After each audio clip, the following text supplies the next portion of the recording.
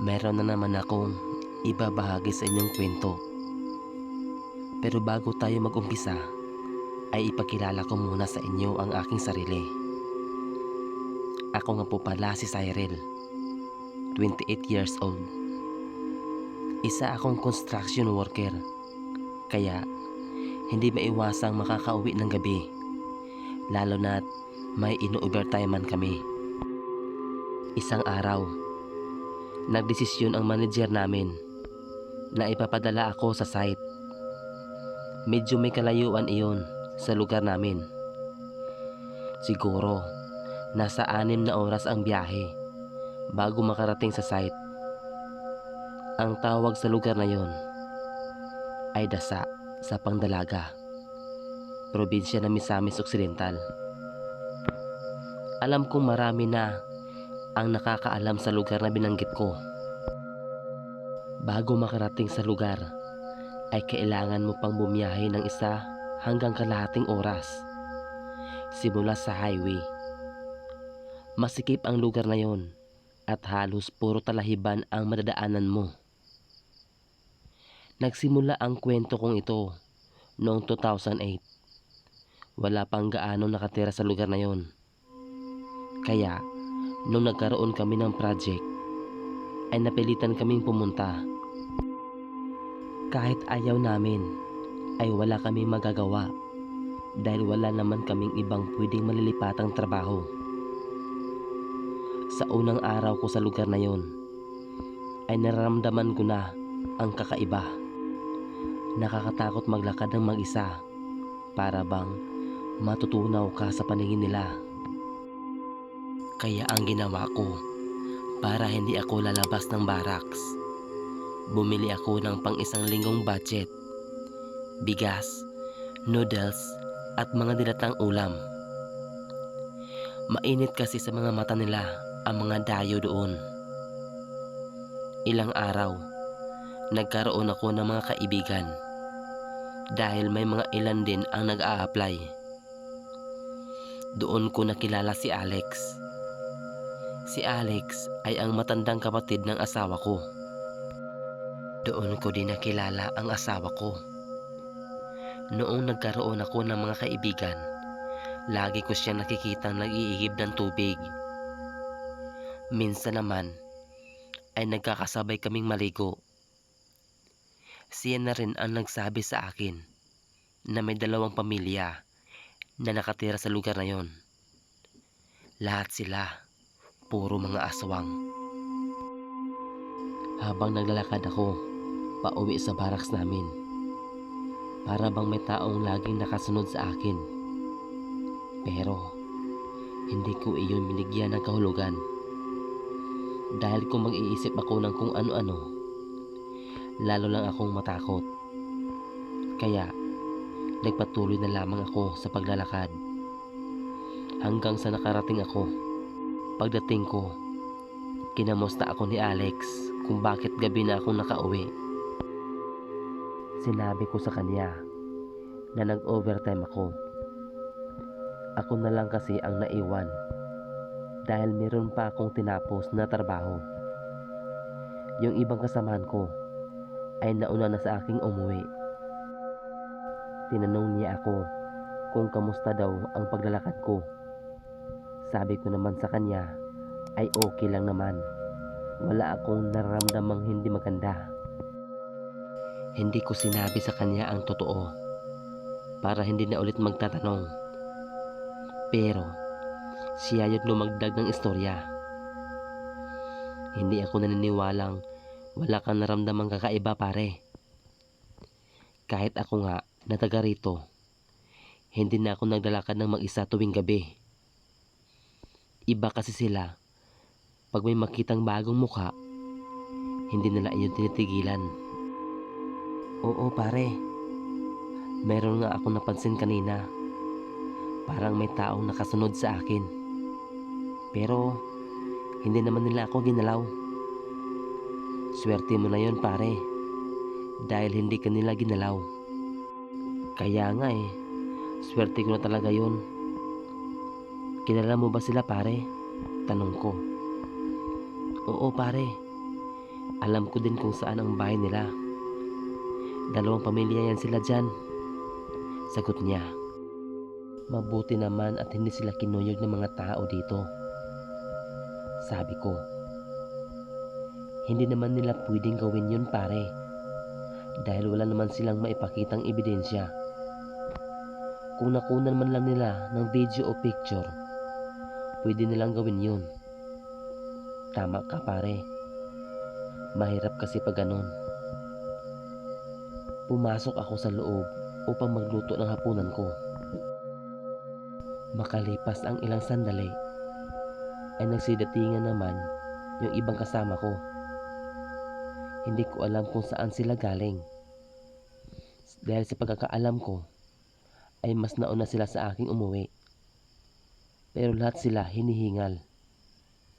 Sabi naman sa akin ni Jerry, mayroon daw humahabol sa kanila. Bakit kayo natakot? Tatlo naman kayo. Sabi ko. Paano hindi kami matakot? Ang dilim ng dinadaanan namin. Kahit anong gawin namin, hindi namin kakayanin yun. Kung sakali mga aswang yung nakasunod sa amin. Sagot sa akin ni Jerry. Habang nag-uusap kami, bigla na lang may lumapit sa amin. Isang matipunong lalaki. Niyaya niya kaming matulog sa kanila. Sabi pa niya sa amin, doon na daw kami matulog sa kanila dahil malamig raw masyado sa labas. Gusto ko sanang sumama sa kanya, kaso ayaw namang sumama ng mga kasama ko. Napag-isip ako na baka may masamang gagawin sa amin yun. Kaya hindi na ako pumayag na doon sa kanila matulog. Makalipas ang ilang oras at lumalalim na ang gabi, nang biglang may kumalabog na malakas sa bubong namin.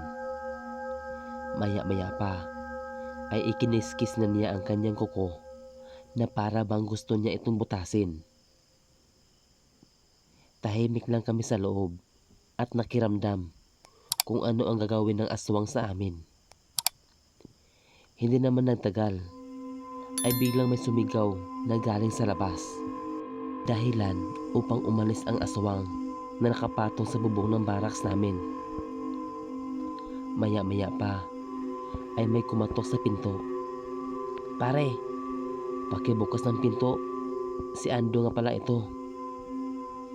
Tumayo naman si Kuya JC upang buksan ang pinto. Pare, ikaw na ba yan? Tanong ni Kuya JC. Oo, ako ito si Ando. Dali-dali niya binuksan ang pinto. Napansin niyo ba ang aswang kanina? Tanong niya. Oo pare, halos hindi nga kami makahinga sa sobrang takot. Sagot naman ni Kuya JC. Yan ang hirap sa kanila. Kahit taga rito, tinitira nila. Baka gusto nila sigurong kuyugin sila ng mga tao rito. Saan ba banda nakatira ang mga yon, kuya? Tanong ko. Doon sa pinakadulo. Doon sila nakatira. Hayaan mo. Bukas, magpapatawag kami ng assembly meeting sa buong barangay. Para hindi na manggalaw ng mga tao dito. Baka mamaya, hindi na matapos itong trabaho nyo dahil sa kanila. Marami pong salamat, kuya. Hindi na kayo mabalik dito. Baka kasi mamaya, aatake sila sa amin habang tulog kami. Hindi na yun mabalik dito. Malamang, doon na naman yung manggugulo sa ibang lugar. Sagot niya. Mabuti naman kung ganun. Para naman makakahanap sila ng katapat doon. Sagot ko. Makalipas ang ilang minutong pag-uusap, ay nagpaalam na siyang umuwi. Bigla namang nag-ring ang cellphone ko. Kaya agad ko itong binuksan upang basahin ang nakasulat na mensahe. May kasamaan ako sa trabaho. Nandito din sa amin madestino. Kinamusta niya ako kung okay ba wala ba raw problema sa tubig. Sabi ko naman sa text ay oo, wala namang problema sa tubig. Hindi ko alam na yung kasamahan ko na yun ay may pangontra pala sa mga aswang. Kinabukasan, nag-chat ulit siya sa akin na papunta na raw siya sa lugar na kung saan kami nagtatrabaho. Pagdating niya ay wala naman kaming ibang naramdamang kakaiba hanggang sa umabot ng 2 linggo. Lunes ng hapon, dumating si John galing sa kabilang barangay. Siya yung inaasahan ng kumpanya pagdating sa pagpipintura ng mga project. Sabi niya, mayroon daw isang matandang babae ang panitingin sa kanya. Siguro ay dahil kadarating lang niya. Dahil ganun din ang ginawa sa amin nung unang araw pa namin dito.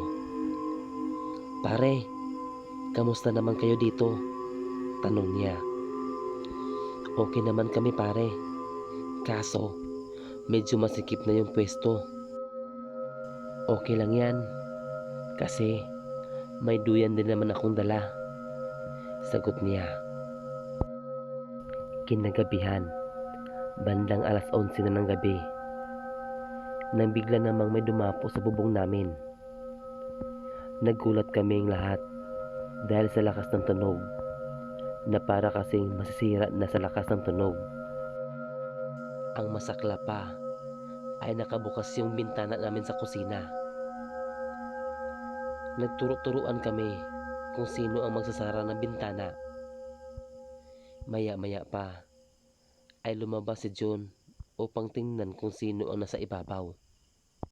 Hindi na niya nakita ang aswang dahil pumasok na ito sa kusina na nag-anyong pusa. Hindi ordinaryong pusa ang nakita namin, kundi napakalaking pusa. Nagulat kami nang pumasok si John sa loob. Bigla na lang nangisay ang maitim na pusa, kaya tinakpan niya ito ng bangkat. Hindi kami nakatulog dahil sa pagbabantay. Makalipas ang ilang oras, bigla na lang nag-anyong tao ang nasa loob ng bangkat. Nagulat kami na makita naming naging isang tao ang malaking pusa. Nagmamakaawa sa amin ang matandang babae. Kaya kinabukasan, pinapapunta namin ang taga-barangay upang makita nila kung sino ang nahuli namin. Pagdating ng kapitan, binuksan niya ito at pinakawalan. Pero bago niya iyon ginawa, ay binigyan niya ito ng kondisyon na umalis sila sa lugar. Dahil wala namang malilipatan, ay nakikiusap ito na hindi na sila lilipat ng lugar. At nangako siya na hindi nagagawa ng masama sa lugar na yon. Simula nun, ay hindi na niya kami ginalaw kahit maglakad kami ng hating gabi. Hanggang dito na lang ang aking kwento. Maraming salamat.